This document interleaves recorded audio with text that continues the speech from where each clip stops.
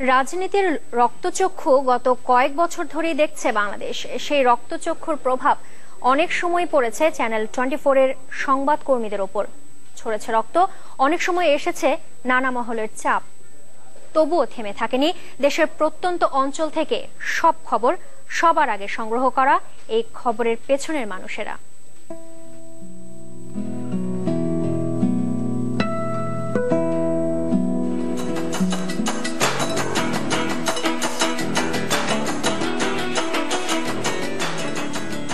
টেকনাফ থেকে তেতুলিয়া, শহর কিংবা গ্রাম, সব সময় সবার আগে চ্যানেল 24।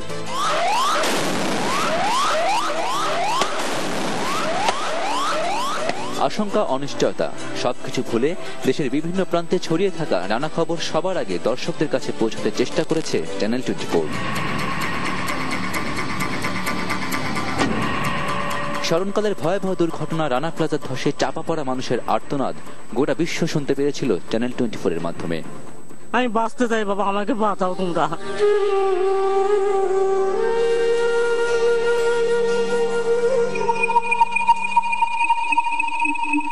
যেখানে অনিয়ম, দুর্নীতি আর দুর্ঘটনা, সেখানে চ্যানেল 24 এর সাংবাদিকরা ছুটে গেছেন, তুলে ধরেছেন চট্টগ্রাম বিমানবন্দরে রোহিঙ্গা পাচারের দুর্লভ চিত্র।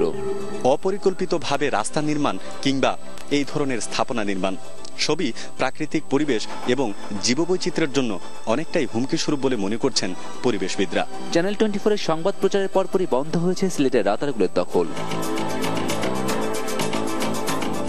নীলফামারী আর নরসিংদীতে অবৈধ স্থাপনা উচ্ছেদ এবং কুষ্টিয়ার শতবর্ষের গাছ কাটা বন্ধ হয় চ্যানেল 24 এর সংবাদ প্রচারের পর।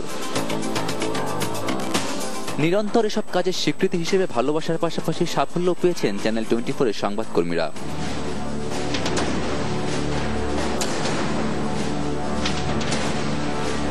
খবরের পেছনের খবর তুলে আনতে কখনো আবার নিবেদিত প্রাণ সংবাদকর্মীদের ঝরেছে রক্ত।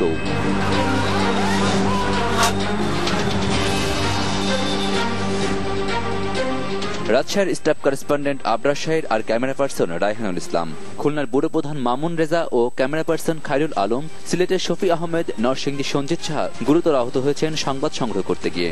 এরপরও তারা থেমে থাকেননি। সাংবাদিকতার অদম্য ইচ্ছাশক্তি তাদেরকে আবারও ফিরিয়ে এনেছে সংবাদের মাঠে।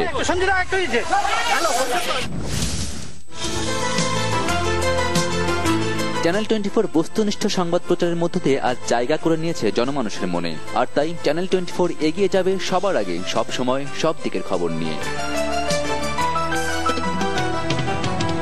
ইশতিয়াক আহমেদ, চ্যানেল 24।